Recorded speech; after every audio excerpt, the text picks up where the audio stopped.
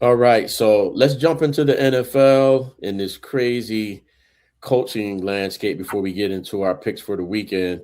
So, you guys think that 9 NFL coaching vacancies is a lot? Well, Yeah. in 2022 we had 10, and Wow. eight I missed eight that. of those 10 coaches are fired now. So Not that's even the that's coordinators. not even coordinators. So that's the crazy thing about the NFL world. In this cycle, obviously, the first domino to drop was the New York Giants by hiring Harbaugh, and I know that Mike McDaniel was on the Ravens' radar. I'm not sure if there were any developments there since we hopped on, but I did check right before we hopped on. There seemed to be a lot of buzz about that, but outside of the Giants hiring Harbaugh 5 years, 100 million. There's been Oh, no other activity. they inked it Yes, they Yeah, did. yep, that's a Yes. done deal.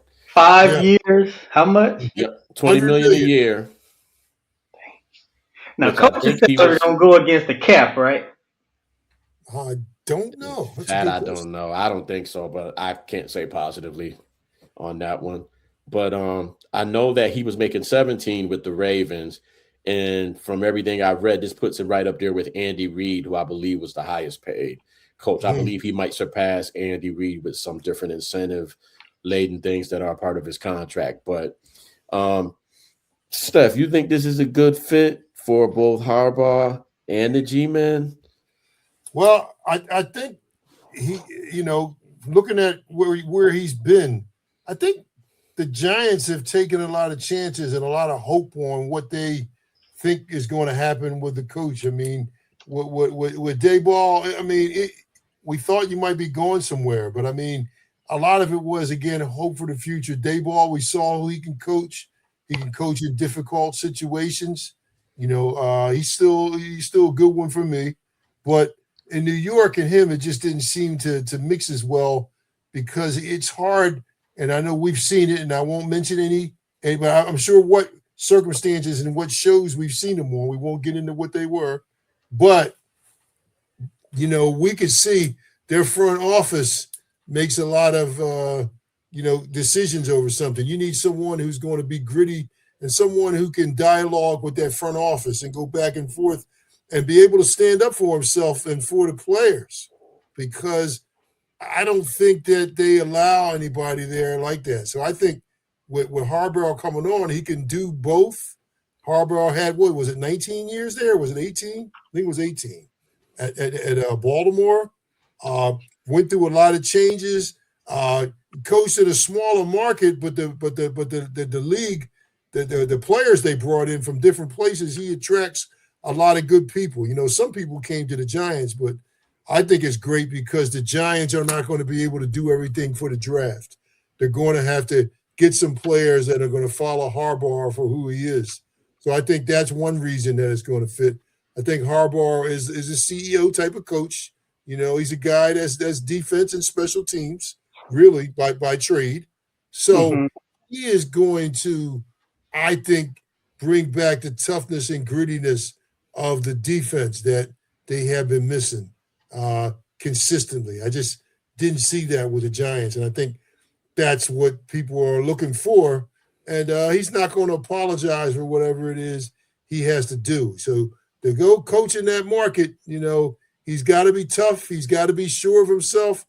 And he's got to bring some people that are going to help them make some changes right now. People just are not going to accept losing anymore. So, with the history that he has and the history as a head coach, bringing in someone else who hasn't been a head coach is not a good move for the Giants. They're done with that. They've got to do something today. So, my division, because my Eagles are in that division, I'm tired of them, even though, we split. I don't want us to be called the NFC least anymore.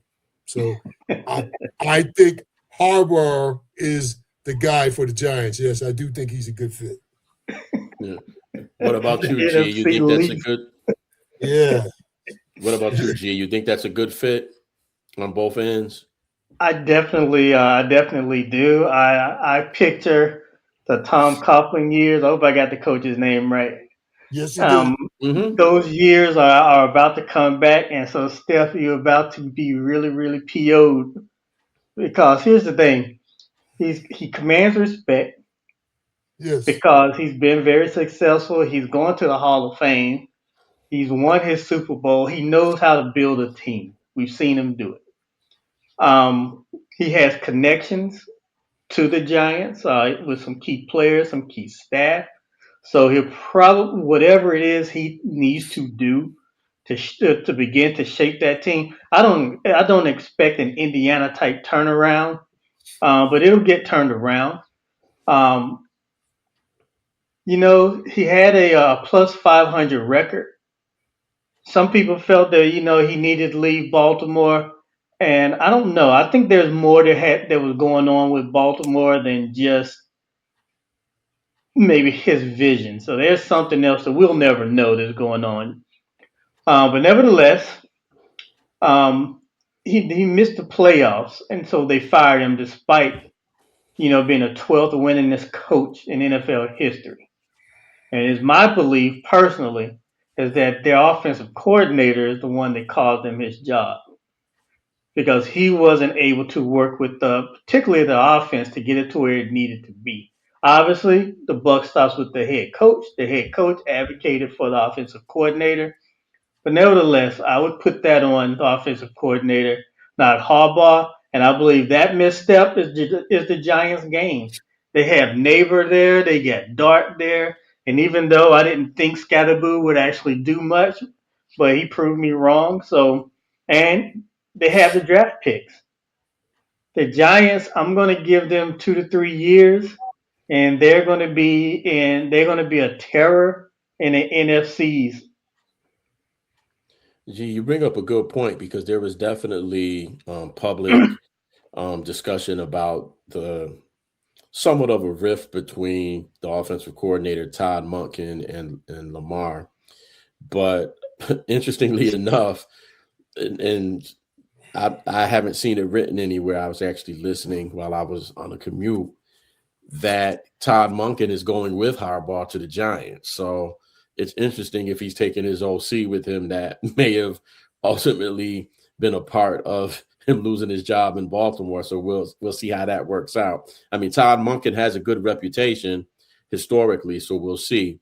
But something else, you mentioned something that I think is really important in this equation, G, about something else going on in Baltimore. Did you guys see the clip with Steve Bisciotti, the owner? They asked him, had Oh the yeah. pick been made, would Harbaugh still have been the coach? And he said for one more week. Yeah. No, So I didn't the, see that. the Yes, I decision did. had already been made that when this ended, however it ended, that Harbaugh was probably going to be out of there. So there was definitely something up with that. And Hmm. Lamar's comments, we all saw his post-game interview where it's not hard to say, I want my coach back, no Right. matter what you're feeling. But, he deflected. So, yeah, there's definitely something going on there. But I'm of the belief that when these coaches have these type of tenures with one organization, change is always good. Change is always good. So I think Harbaugh will be better off. I definitely agree with you both. I think the Giants are in a good situation. Ultimately, I think Baltimore will be better off. Hopefully they make a decision that's good for their organization. Not too good, obviously, because my boys have to compete with them in the AFC. But hopefully something that allows Lamar to play at the level that he should be playing at consistently. And they have some good young talent there on defense, especially. I think they need some more offensive weapons. Other than Lamar, they just have Derrick Henry, who's getting to that point in his career, but they do have some young, good pieces on defense. And they had glimpses of looking like the old Ravens on defense, but they just weren't consistent enough. And I think that really started week one when they blew that game against my boys up in Orchard Park, a game that they had in control and just let it get away from them. Now, some weird things happen with the Derrick Henry fumble and, something that's not a typical element of his game, but, perfect storm, so to speak. But still, Baltimore had that game in hand. And to let that get away, as good as they usually are on defense, speaks Hmm. volume to where they are as an organization today. So I think it works out for both teams. Change is not always a bad thing. Yeah, I mean, and definitely in this case, if you have your star all world quarterback not happy, the ownership is going to go with that quarterback every time. Because Absolutely. there are a lot of good Absolutely. there are some good head coaches. There are a lot of good coordinators that are out there that you can come in, bring in that you can and they may be able to to work with the team and get the support of the players. But there are not a whole lot of all world QBs out there. They just No, they're aren't. not. That is very true.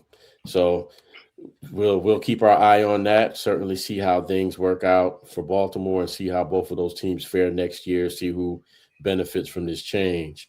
Now that the Giants' job has been filled, we still have 8 other vacancies here. Which job do you consider to be the most attractive one if you're looking at the remaining teams? The most attractive to me is Pittsburgh, Mm-hmm. and Really? yes, that's because you have a patient ownership. You have an ownership that's willing to go get the players. If they are available, they'll definitely go get them.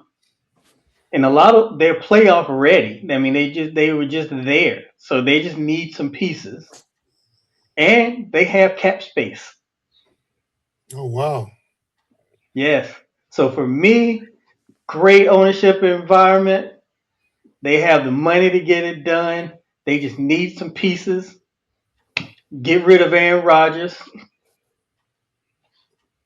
So yeah, Pittsburgh is the place, Okay. and I Okay. hate Okay. Pittsburgh. What do you think, Big Dude? Yeah, and Where do you think the best job is?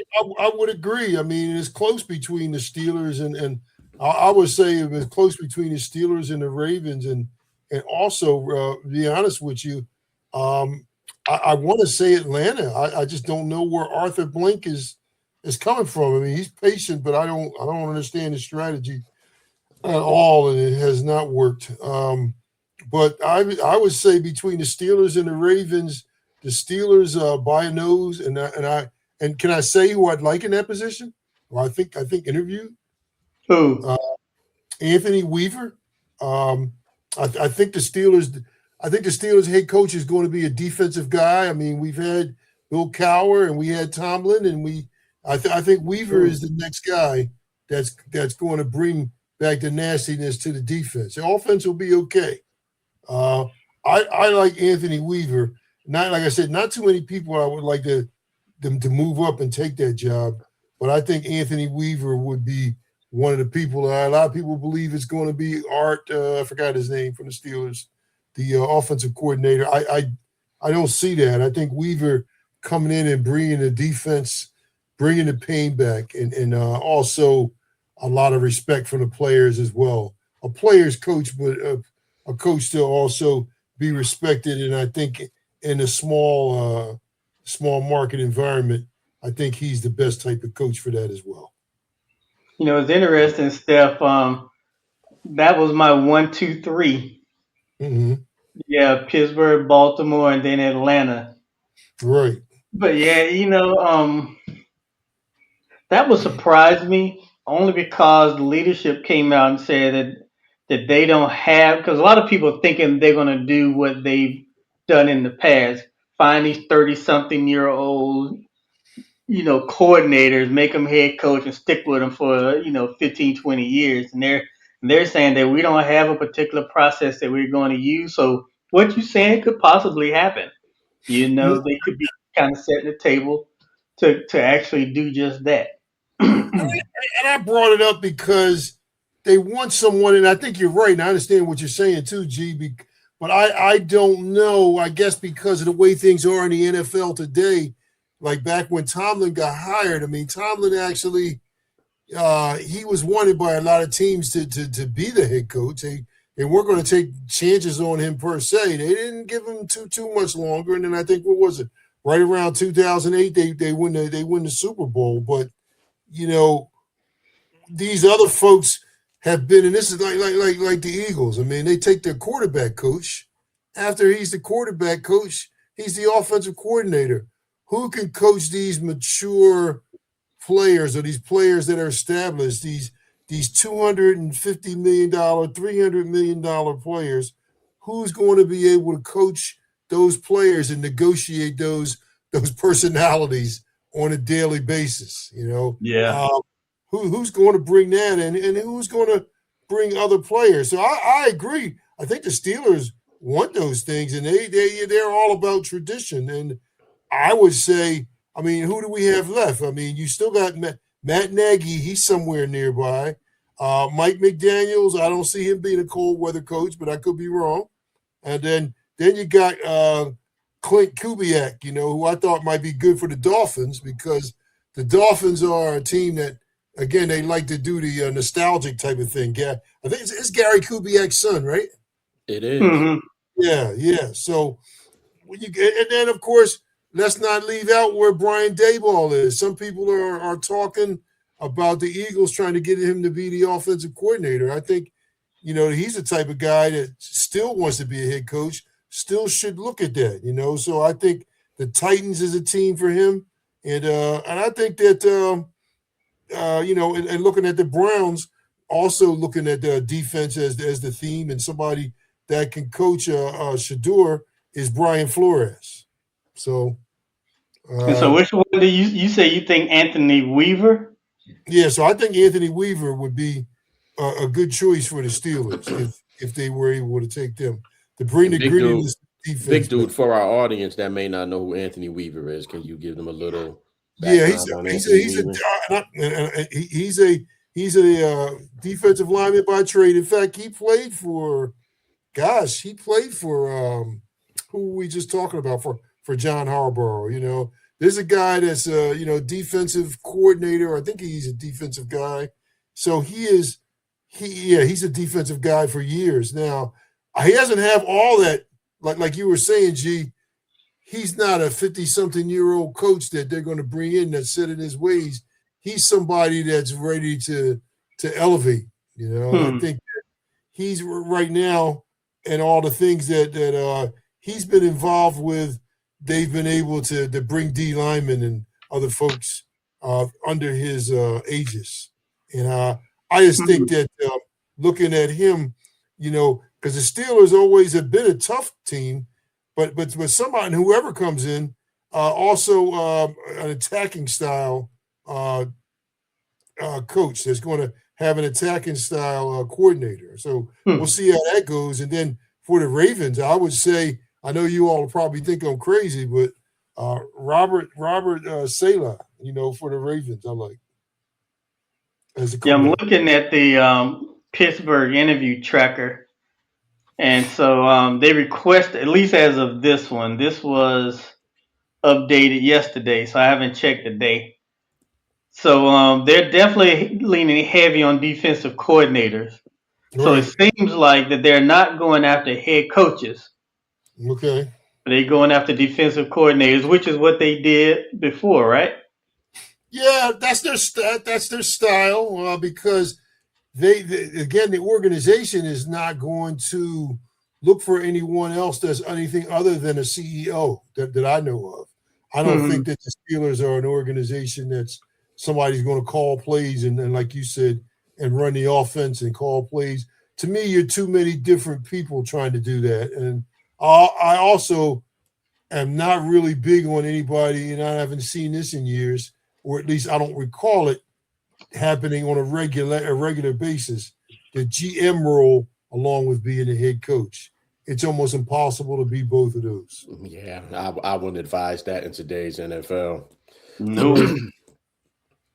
I'm a little bit surprised that you guys said the Steelers, to be quite honest with you, especially Big Dude. You said that you think offensively that they're good, that they're set. Their offense is a mess. Well, not that they're set. It just seems like that's what the style of league. What I'm saying is they need a great offensive coordinator. I think the style of leadership has always been someone with a strong defensive background. So the offense is not set. If that's the way it sounded, I want to make sure. No, Aaron Rodgers has got to go. He has to go. But the Steelers, unless they play it differently, they're the type of folks that want to control the game, ball control, hog the clock, choke the clock, strong running game, good receivers, but it is a mess, and they need their linemen. The leadership, from what I recall, even with Bill Cowher and everybody else, has always been defense, and the emphasis on them choking out the team, being a black and blue team, almost in their division in Central, in the AFC Central. Yeah, and they have some age issues too. I mean, you have Hayward and Watt not necessarily in their prime anymore, but No, not at all. it'll be interesting to see what they do to re-up. Um, I personally think that Atlanta job that nobody's talking about is a very, very attractive job. Their defense is young. They killed it in the draft last year with the defenders that they picked up. They weren't consistent enough this year, but that's a really potentially good defense. They have weapons on offense. They need to make the right quarterback decision. And I think if they can get the right quarterback, they could be immediately impactful in that division, which I know, G, you don't want to hear that. But I think if they can get this quarterback situation right, they got to get Kirk Cousins out of there. I don't know what Pettis is going to be. I thought there were glimpses here and there, but if I was them, I would still look at maybe a veteran free agent signing, even if Pettis ends up possibly being the starter. At least make it a competition, bring in a good veteran that still has something left to push him. And if he does start, to be able to help him develop.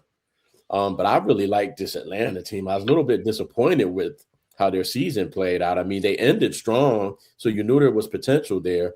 But I was a little bit disappointed. And I was disappointed that they fired their coach, to be quite honest with you. But Yeah, it's a whole nother topic on pre-MLK weekend. That's a whole nother topic. right. So who is it that Atlanta is that because one of the things I want to just go also say, I didn't know how much time we had, but I really thought that Atlanta would be a good place for Mike Tomlin. That's what I was getting ready to say. I thought we are thinking the same exact way. I was like, that'd probably be a good spot for Mike. Yo, Yeah. Mike Tomlin and ATL, come on. Yeah, it's just way, as we say back in the day, that's way too ignorant.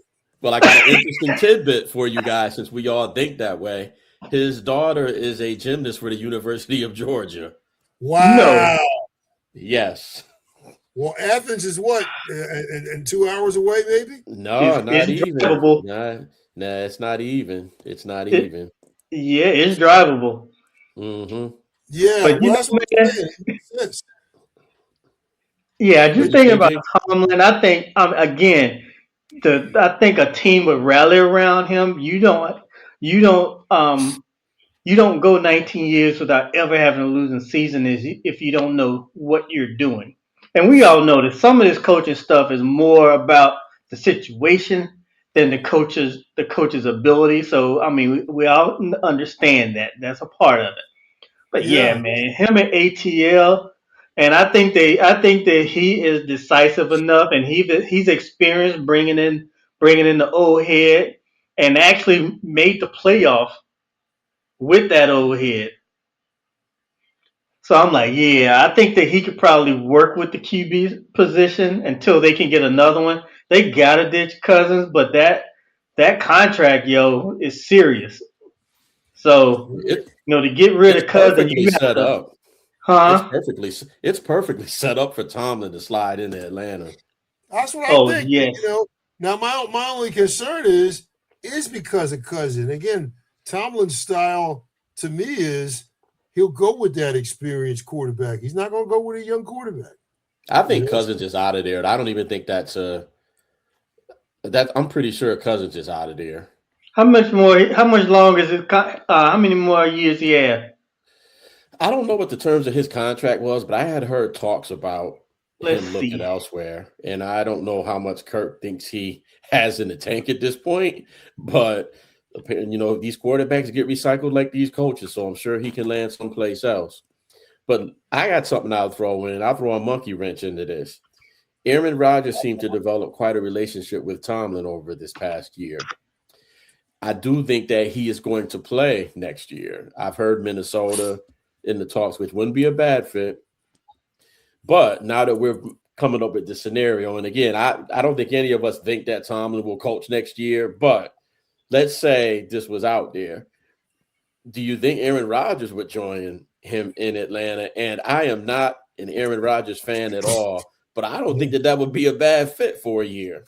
Yeah, you see, I'm done with all that, man. I guess what my thing is, I'm really gosh, what did I do?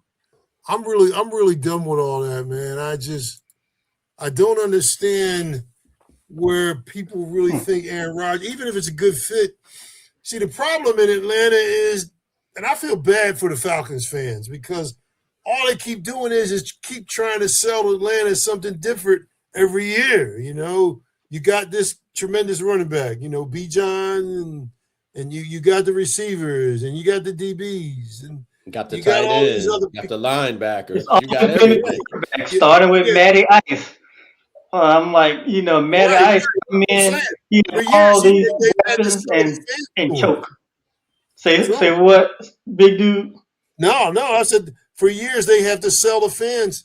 You have to keep selling the fans and telling the fans to trust you every year. And all this stuff happens. They got a new place to play. Okay. Now they got to take away some old ways, and there's going to be some hurt feelings, as my mother would say. But the fans trust, the fans love that team. Big dude, do. they pack that place for that team still, no matter how bad it has been. They Well, love that. I Did you think that's see the irony of it. Yeah. Did you see the fans the last game against New Orleans? They were into that like the Falcons were playing a wild card game the following weekend. Well, they love their football. They love it. They love it. So, and again, we're just creating this scenario. And again, I'm not a fan of Aaron Rodgers. I'm not a fan of recycling 40-something-year-old quarterbacks, but I just think it's an interesting what if, because I don't normally think that those types of things work out too well as we see Exhibit A, Jets, and Steelers for Rodgers. But, man, Atlanta's got everything there. I don't know how good their offensive line is, but they must be somewhat decent for Bijan to do the work that he does. So just food for thought. Hey, Any bro, other comments on? Go ahead, yeah, I G. have a quick comment. So I'm reading here that Atlanta restructured his on this CBS Sports. They restructured his contract from 35 million to 2.1 million, and will allow him to vest a guarantee in 2027. So basically, by March 13th, they can decide what they wanna do with him, and after that date, they can split that 67 million over 26 and 27. Mm-hmm. Interesting. So I think that they basically paying him to bounce. Absolutely. Yeah. Talking about somebody getting free money, Kirk Cousins, man. Whoever his agent is, make that your agent, boys and girls, because he has fleeced the NFL. He has fleeced the NFL. Yes, he has.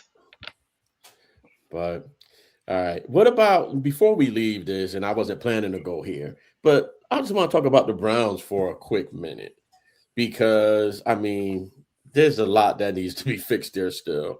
But, of course, the quarterback situation was the big highlight of this year. When you look at that Browns job, I mean, what do you think? Is Shador, taking our subjectivity out of it, is Shador the guy you're going to go with next year? You're drafting high again. Are you going to try to make a move for a quarterback, which isn't going to be a strong quarterback draft? Or are you going to try to get a vet free agent to come in and help Shador? I mean, they had the perfect setup with Flacco. I mean, I don't know why you would. He was the perfect person to be behind while either of those quarterbacks learn. But what do you do with the Browns if you come in there? What does that look like next year? Right. Well, see, and that's what I mean. They keep selling it. If you're a Browns fan, it doesn't matter. It's the same way. Then they win. Then they're 3-8 and they're on Monday night and they win, and all of a sudden there's all these people. Nothing much is just changing, and then we gotta think about just how long can they keep doing what they're doing. I would say bring in another quarterback. Mhm. I think the offensive coordinator, I think this is where I think is going to make a difference. I say hire the offensive coordinator than the head coach. Mhm. You know, Yeah, I'm. kind Oh, of I like the thought you were Steelers. done. Go ahead, dude. Big dude. No, I said just kind of like this, like you said, kind of like the Steelers are doing with defensive coordinator. I'd say bring in that offensive coordinator that's got the pedigree to work with those young quarterbacks. Bring in an older quarterback and spend some time. They have a full off season with Shador. I say that's your best bet, and that's not because just like I like Shador, I just don't know if Cleveland is a good place for a whole lot of other folks, and they're only going to pay you so much. Also, they've already given money to, their defensive people and a number of other folks. Where's that money? What are they going to do? Who are they going to bring there anymore? I mean, I don't know. So That's what Tommy I'm looking at Rees, my notes, Steph, and that's kind of what I have. I'm like the defense is set, you Mhm. know. But for offense, I mean, they don't have any cap space. No, mm, So who are they going to bring in? I You don't well, know. know, it's interesting. Tommy Rees is the offensive coordinator, the old Notre Dame quarterback. mhm, And from reports, I don't think he was a fan of the Shador selection and a mhm. fan of Shador overall. So it'll be interesting to see if Tommy Rees goes with Stefanski. Yeah, I would say that makes 110% sense. I mean, and Stefanski, where is he going to go? Now? Is Stefanski going to end up now? Who's going to be the poor Raiders coach? Is the question. Well, let Because me ask you guys this too while we're on So Stefanski. before you switch, I want to close up on Cleveland. Oh, go ahead. Um, yeah, it's just the thing is Cleveland is going to have to be happy with whatever they can get Wow. because Wow. honestly, because the ownership man is really, they're real iffy, very inconsistent. Um,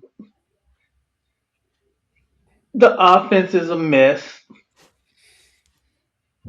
Now here's the thing: if they could use I would use my picks to go get the best offensive lineman I can get. Particularly get that we need that a solid left tackle, a solid guard, so that whoever is under center can be protected. Because it doesn't matter who is under there if they're going to be getting hammered and constantly running from the left. So you got to get that offensive line.